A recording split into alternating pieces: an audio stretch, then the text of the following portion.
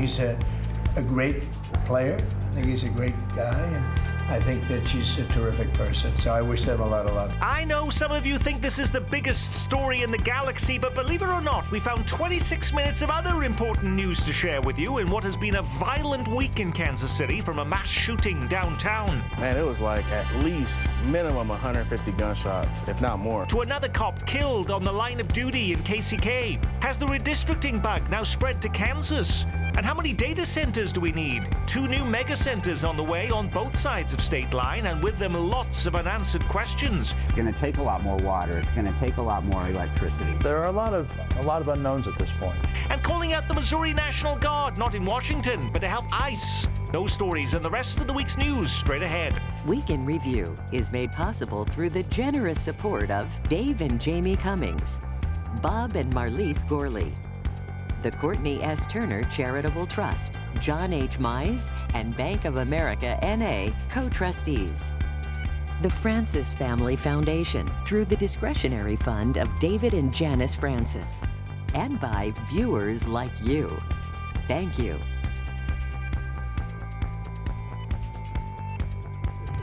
Hello and welcome, I'm Nick Haynes. Glad to have you with us again as we dissect the week's most impactful, confusing and downright head-scratching local news stories. Hopping on board the Week in Review bus with us this week is KCUR's local government reporter, Savannah Hawley-Bates, former Star reporter, Dave Helling, from the world of television news, KSHB's Charlie Keegan, and at the helm of our Metro's newest newspaper, Next Page KC, Eric Wesson. Now, crime dominating the headlines again this week, including a mass shooting downtown that kills 2 and injures 3, all right next to where hordes of World Cup visitors will be flocking in just a few months, next to the Power and Light Entertainment District. There was probably, I'd say about 15 people shooting. You can hear the gunfire in this video shared with Fox 4. The shooting Sunday morning left dozens of bullet holes in the nearby College Basketball Experience building. A sign on the door Monday says the tourist attraction is closed until further notice. Man, it was like at least minimum 150 gunshots, if not more. I got up, went to the balcony, I seen cars screeching out of here, cop cars pulling up, ambulance. I mean, it was insane. If it was so insane, what is the city's response? Well, apparently a new ordinance cracking down on privately owned parking lots. Mayor Lucas now ordering the crackdown that would require fencing, enhanced lighting and surveillance cameras in surface lots in the city's entertainment districts. When a major shooting like this occurs, most of us can imagine a number of fixes being proposed. Why this one, Eric? Well, because you had a lot of attention to the parking lot. Parking lots downtown in the Power and Light District and throughout the metropolitan area have been a problem for a long time. They just fly under the radar. There's robberies, there's car thefts, car break-in, sexual assaults. So this one just managed to get on the front page of the newspaper. But is there any evidence this actually slows the sort of pace of homicides, Charlie, or is it just shifting crimes elsewhere? You could say that, right? It's almost a game of whack-a-mole, right? If we eliminate the crimes from the parking lots, then they'll just go somewhere else. I think the mayor's looking for accountability, though, from these private owners and making them really kind of have a stake in the game. We saw him do this at 35th and Prospect, too, really kind of hammering in on some convenience stores there and trying to get them to get people from loitering on their properties. We heard a lot from our viewers about this, Dave. Robert in Kansas City, thank you, Robert. He writes, now we have to regulate parking lots. What's next? Metal detectors to park? This is too little, too late. Instead of talking about weaponry and 150 bullets fired near the Power and Light District, we're talking about putting lights in the parking lot. That seems to be a secondary approach to what is a bigger problem with weaponry. And I think Charlie's exactly right. It just squeezes it into another part of the city. You crack down in parking lot A and it ends up in parking lot B. It seems like a little bit of locking the barn after the horses are out. But Savannah, there was an important acknowledgement this week from Mayor Quinton Lucas, and now he's being very clear. We simply do not have enough police officers, and we're looking at the statistics. We are down. There are 247 fewer officers than there were a decade ago. Part of this parking lot ordinance is also an acknowledgement of the fact that this is what the mayor is trying to do to combat crime in a city that does not control its own police force. And so all of these other problems, including perhaps the lack of recruitment numbers from the KCPD, can be attributed to the fact that there's no real accountability here within the hands of the city because they can't do anything meaningful with the police. But we were told, Eric, we're going to do a big pay bump for the police. That was going to help with recruitment. Right. You no longer have to live in the city limits of Kansas City, Missouri. That was going to boost the numbers, and yet we're still so far down in the number of police officers. We are, and I don't think any of those Band-Aid approaches will work. But noticeably absent, we've had over the past 2 weekends 4 youth killed. Where's our chief of police? We've got all of the dirt bikes and all the ATVs running up and down the street. Where's the chief of police? And that is alarming to have the mayor step into the role as the public relations officer for the police department because the police department's not doing it. Just quickly, the recruiting problem in Kansas City for the police department is not unique to Kansas City. I mean, there are shortages in virtually every metropolitan area in America, and for the same reason. People don't want to be police officers at any price. It's dangerous, difficult. You're subject to enormous criticism, sometimes second guessing of decisions made in the field. And I'm not warranted. Often warranted. That's the whole point. Because you are given enormous power as a police officer, and that's why second guessing is important. But the idea that somehow you can just give everybody a bump or let them live in Lee Summit and that's going to solve your problem was always a non-starter.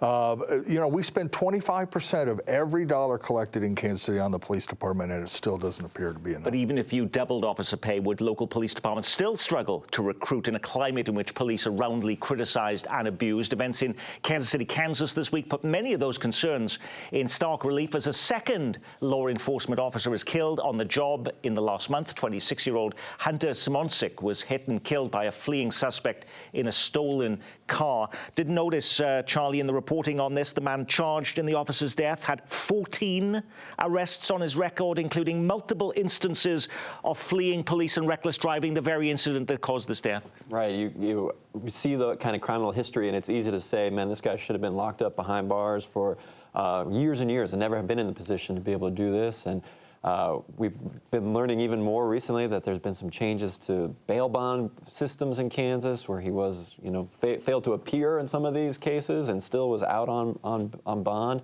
And it really makes you scratch your head on the system. And that's putting more pressure also on the Wyandotte County prosecutor as to why this occurred this way when there were opportunities to intervene in advance of this. Right, and of course that's one element, not only in Kansas City, Kansas, but in Jackson County. There's been criticism for years that charges have not been filed where they're warranted. Prosecutors are always in that situation. It's a very complex problem with lots of moving parts. Simple answers are not available. If simple answers would have solved this problem, we would have reached them decades ago. Instead, it takes improvements with prosecution, better policing, better trained police officers, and then the community has to buy in to say, look, this violence is not acceptable, and then weaponry is at the root of everything. Eric. And then if you keep them locked up, then you got the jail overcrowding problem that comes up, and everybody's complaining about people being stacked on top of each other in jails. And in the case of Kansas City, there is no jail, so you have to send people out. So it's a no-win situation. And we are learning that jail is not coming anytime soon, is it?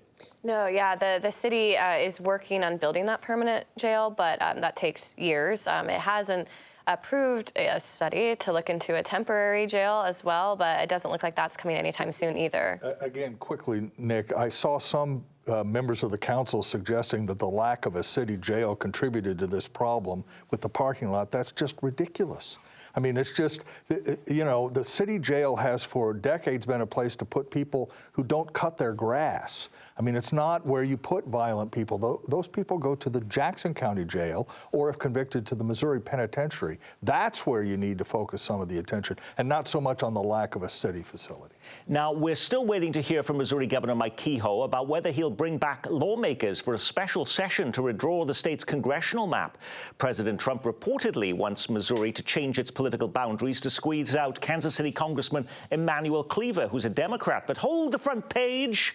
There are now reports that Kansas may be considering a similar move in yet another quest to unseat Sharice Davids, the only Democrat in the state's congressional delegation. Democrats already ringing the alarm bells. How can you gerrymander something that is already so insanely gerrymandered? How much more gerrymandered could it possibly get? Didn't they already do that once, and Davids just won re-election with actually an even greater margin that she did before, Charlie? She sure did, yeah. Sharice Davids won, 2020 by 10% and then 12% in 2022 after they changed her district and got rid of a lot of the Democratic Wyandotte County from her. So what's going on here, Dave? Some are suggesting actually they're not looking necessarily to make a big change to the maps.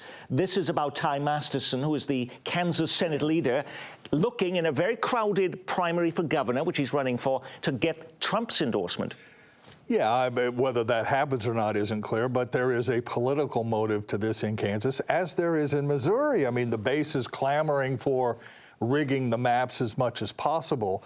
In the Kansas case, it's very difficult because Johnson County has changed so dramatically from a reliably Republican county to one that supports Democrats. And if you split Johnson County, which is really the only way to threaten Sharice Davids, you have to put those votes in some other place, which means the first district is at risk, maybe the second district, which has a first-term member in it. So it's complicated in Missouri. It's very complicated in Kansas.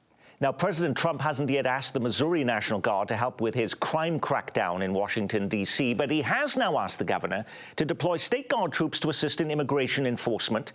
The Missouri Guard would help transport and process detainees in ICE custody, including fingerprinting, DNA swabbing, and photographing new arrivals. It comes as the president is also talking about mobilizing National Guard troops beyond Washington to Chicago, Baltimore, and beyond. In light of the current wave of violence in Kansas City, is it plausible, Savannah, for Kansas City to be next on the list? And is the mayor worried about that?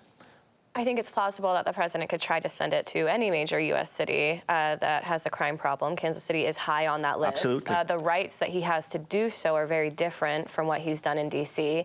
And it would also be a tricky political game because, again, Kansas City does not have control of its police force. It cannot directly target the supposed crime problem like other major cities can, and you would be targeting then a Republican governor instead of a Democratic mayor. Is this just one of these scare headlines that we in the media love to bring out there to get people all alarmed, or does it have some sense of concern among elected leaders in Kansas City? Well, I think there is some sense of concern. This week I attended a town hall meeting with Mark Alford, and people in the crowd brought that up to him. They said, hey, is the president going to send troops to Kansas City? And Mark Alford, who's a Republican who agrees with pretty much everything that Donald Trump does, said even there that he doesn't support bringing National Guard to cities unless the governor asks for him. So he kind of left himself an out there. Again, this is another topic we've heard a lot from our viewers about. Bill this week writes to us, Trump sent in federal agents to help combat crime in Kansas City in his first term. Thanks for reminding us of that, Bill. Did it help and have a long-term impact, Eric? No, it didn't. And I think the FBI just sent some other people in not too long ago, and it hasn't had any significant impact on prosecuting cases, doing the things that people thought that they were going to do. It hasn't done a whole lot. And never forget, the Missouri legislature passed a law that was signed that prohibited local law enforcement from working with federal officers on gun-related investigations. And by the way, guns are involved in almost all of these shootings, okay? So the idea that on the one hand you can say, no, you can't cooperate with the local people, but by the way, we're going to send the National Guard under federal order into a city like Kansas City seems contradictory, and I think people would understand that. Now, we're good in the media, of course, about talking about problems. Less so in reporting more positive news trends. How about this one? Has the Kansas City School District done what many thought was unthinkable? They have surpassed 16,000 students, the highest enrollment in a decade. Is it finally time to say this district, so often maligned, has turned itself around, or is it still on our city's critical watch list, Eric? I think Dr. Collier and her staff and the teachers and principals, I think they've turned it around. They got tremendous support with the bond levy that they just got passed to build new schools. If you go in the classroom, you actually see learning taking place and not the kids running the classroom. So I think they've turned the corner. There have been barrels of ink spilled, Nick, absolutely, over not just the problems in the schools, but the property tax problem in Jackson County and in Kansas City. But the results of the bond issue, which Eric talked about, and the support generally for the school levy, which is higher than almost all school levies in the state, suggests that the people of Kansas City are willing to pay a little bit more money out of their pockets in order to get better education, and I think we're seeing the fruits of that. Now, here's another story that's turning negative headlines on their head. Remember all those protests over the mass firing of IRS workers downtown? Yes, it's true. More than 1,000 people apparently have been laid off or pushed out by President Trump since he took office. But our own Channel 41's Charlie Keegan has an interesting story this week about how they're now coming back after all the headlines and angry protests. They're being rehired. Right. So we heard from the union representative here in the local chapter who said that some people who got those layoff letters earlier in the year are now having them rescinded, and the IRS wants them back. So why is that? Well, according to an organization called Government Executive, a publication that covers federal government, they got a hold of an IRS email that said the IRS has now noticed and identified potential gaps in its coverage and all the work it needs to do, and it needs some more bodies in the building. So you can't really slim down government that much then, Dave? No, not when you're collecting taxes. I mean, you need someone to take a look at the returns. It's very hard to process as many returns as are generated in our country. And this is something that those employees that were laid off or pushed out by the Trump administration said and warned about in the spring when this happened, was that you can't lay off these knowledgeable employees who specialize in tax returns and audits and all of the things that the IRS needs to do during the peak season, and now they're gone and they can't achieve the job that they were set out to do. This is a sort of, their prophecy being fulfilled. So perhaps this week we should look for the federal government to bring back all the money to public broadcasting and say, oh, God, we really needed it after all. OK, I'm not holding my breath on that one. All right. In other news this week is this number 24, 25, 27. We can't build enough houses in Kansas City, but if you want to build a data center, our cities are laying out the red carpet. Did you see there are now plans for at least 2 more mammoth data centers? The Port Authority unveiling plans for a $100 billion data center. I didn't read that incorrectly. $100 billion in the Northland. And DeSoto considering up to $50 billion in incentives for a mammoth data center next to the equally mammoth new Panasonic plant that just opened in Johnson County. All of this happening just as critics raise the alarm bells over what these new data centers mean for your electricity bills. Concern right now, just with the infrastructure that a project like this is going to take. It's going to take a lot more water. It's going to take a lot more electricity. There are a lot of unknowns at this point. Now, some stories claim everyone's rates will go up as data centers guzzle up power, but is there any evidence that's actually true? Yeah, there is nationwide evidence that in different cities, the power and utility boards have had to raise rates for everyone to account for the extra energy and water that these data centers take in. And in Kansas City, it's an interesting case because the Port Authority has the authority to issue these bonds and these tax incentives to often mysterious and not publicly accountable projects that are kept under wraps until they're started, that are using taxpayer money in a process that's not as accountable as something that would go through City Hall. Yeah. It's interesting, it is so big, and we don't understand enough to think about what even goes on in these places. Isn't that correct, Charlie? I think so. I think that's part of the problem. It's hard to explain the public benefit for the people whose tax dollars are getting used or are taken advantage of in some of these cases, because, the data center is not generating any sales tax that comes back to the local government to pay. They only hire about 100 people. Right, yeah, and then they're create a lot of noise, use a lot of water, a lot of electricity. So what is the attraction then? What is the attraction to cities for doing this? I think that it's 21st century technology, and you do add some jobs, and construction jobs are important. Kansas City, Kansas, by the way, is also considering data centers. Right next to the Speedway. It isn't just about electric rates, though. It's also about electric generation and the need for power companies to build new power plants or provide some sort of electricity for all of these data centers. And by the way, in some of the reporting on this, one of my favorite lines was about the new Speedway related data center they want to put out there. It would take up as much energy, much electricity as every home in Wyandotte County. That's as much. It's astonishing. It is kind kind of astonishing. Now, it was announced this week that the Chiefs will wear patches on their jerseys with the logo for Burns & McDonnell as part of a big new partnership. Some wondering, is it just advertising? Or is it a sign that the Kansas City powerhouse engineering firm is readying itself to build the Chiefs' new stadium? Idle rumor, Charlie, or a telltale sign about what's happening behind the scenes here? I'm trying not to read too much. Okay, into it. you're not, all right. I think Burns and Mac would be involved in any big construction project in Kansas City, whether they sponsor the team or not. I talked to somebody close to the process this week, though, who is convinced the Chiefs are just going to rehab Arrowhead Stadium. It's cheaper, it's quicker, it's better. And Even though you said last week they were going to Kansas. I'm just telling you what I'm told. I'm just a reporter here. Okay, thank you for that. That's what I was told, and that they're waiting for the election on Frank White to clear the decks and maybe deal with a new county executive in terms of putting something on the ballot next year. That's why my buddy Eric may have a different intelligence, but that's what I was told this week. So I just hope they get something done so we can talk about some more different subjects on here. Well, in fact, all of these stories we've discussed, of course, are totally insignificant to the biggest news story of the week, the big engagement announcement. He's a great player. I think he's a great guy, and I think that she's a terrific person. So I wish them a lot of luck.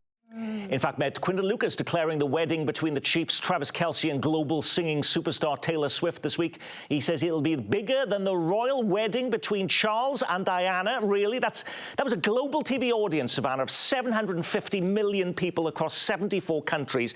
Does that wedding top that? I mean, I don't think you can doubt at all the amount of Swifties and Kansas City Chiefs fans that would tune into this wedding the world over. I will say it's a race between who will officiate the wedding because both Mayor Lucas and Representative Emanuel Cleaver have volunteered to do it. So. Have they? Now, I find it interesting. You know, we already have viewers, a lot of viewers, who have a lot of stadium fatigue. They don't want to hear anything more about it. Is this going to dominate now for the next year, this whole story? Oh, yeah, and there's going to be nothing else to talk about? All football season long. Yeah, every Chiefs broadcast are going to mention the impending wedding coming up for star tight end Travis Kelce. Use it as an excuse to get more public transit in Kansas City. We'll just, we'll get buses to go out to the wedding. And maybe Travis can concentrate on catching passes because that's what we want him to do. What I found interesting about all this, we don't actually know if the wedding would even take place in Kansas City. Well, here's the interesting thing to me, in sort of a semi-serious vein, is whether the couple will decide to live in Kansas City once his career is over. There have been some social media discussion about that, and yes, they love it here, but she can live and he can live anywhere. Now, here's what's interesting to me quickly, Nick. She can do anything she wants to do in this world, right? Absolutely. Except she cannot go to the grocery store for a carton of eggs because she has surrendered her privacy to that degree. So my guess is they will want to find a place where their privacy is protected and they can live in a relatively normal way. And Kansas City might fit that bill. We'll see what happens. Leawood, Kansas could fit that bill. Yeah, we'll see. Also, look, ladies and gentlemen, already at the Kansas City Star, I think 1 in 3 reporters are already on the Taylor Swift beat. Now, I mean, 85% of the reporters will be covering that, so we'll be... USA Today actually have a I think they do. Taylor Swift and of course, yeah. we have the University of Kansas class all about the Taylor Swift effect. Now, when you put a program like this together every week, you can't get to every story grabbing the headlines. What was the big local story we missed? It feels like fall, y'all. Kansas City shattering the record books for coldest morning in August. A wave of new laws hits the books in Missouri starting this week. No more tax on diapers and tampons. A ban on child marriage takes effect for the first time. You now have to be 18 to marry in Missouri. Also this week, Missouri getting rid of temporary license plates. That means shaking up the car buying business. Instead of waiting 30 days to pay your sales tax, Missouri buyers will now pay taxes immediately at the dealership, just as they do in Kansas. And this is the week Missouri officially strips workers of paid sick leave, 9 months after voters approved the benefit change at the ballot box. So it's official, Chris Kobach won't join the crowded field wanting to be the next governor of Kansas. He announces his re-election campaign for attorney general. And 6 more shopping centers in Johnson County ban what some claim is the newest menace on our streets, scooters and e-bikes. All righty, Savannah, did you pick one of those stories or something completely different? I think it is the paid sick leave being rescinded. This is something that voters overwhelmingly passed last year in November. It went into effect in May, and workers only had about 3 months to accrue sick leave before the state's taking it away. The workers group, Missouri Jobs with Justice, did file a constitutional amendment that they're working on getting the petitions for to bring back paid sick leave, this time in a way that lawmakers can't overturn. Eric. It was interesting that the tags, the temporary tags, they talk about dealers. What happens when you buy a car from an individual? Because the individual, they're going to collect the sales tax. How's that going to go? I want to see your undercover investigation about that in the next edition of Next Page KC. Charlie. I went sports. Rashee Rice, we found out he's going to be suspended from the Chiefs for the first 6 games of the season, and that was kind of looming that maybe he would start the first game, and now we have a little more clarity, and see how that impacts our run for the Super Bowl game. By the way, have you seen Eric's car? You know, used cars are not in his future. You know, drives a very big automobile. Monday is Labor Day. And let's take a moment to tip our caps to organized labor, not the political force they once were in large part because the rank and file vote Republican in a way that they didn't say even 20, 25 years ago. But when it comes to things like sick leave, at least for some workers and vacation, organized labor was at the forefront of that, and we should recognize that on Labor Day. And thank you, by the way, for coming into the station today on your e-bike. We very much appreciate that, Dave. And that is our weekly review, courtesy of KCUR's Savannah Hawley Bates and Channel 41's Charlie Keegan. From Next Page KC, Eric Wesson and news icon Dave Helling. Before we leave you, a save the date announcement ahead of the big Frank White vote coming up next month. We're joining the Kansas City Library to bring you a frank decision. Jackson County's historic recall vote. Join local leaders, political scientists, and you and hundreds of your neighbors and friends as we dissect the pros and cons, impact, and historic implications of this big vote. Would you join us Monday, September 15th at 6 at the Plaza Library? I'm Nick Haynes. From all of us here at Kansas City PBS, be well, keep calm, and carry on.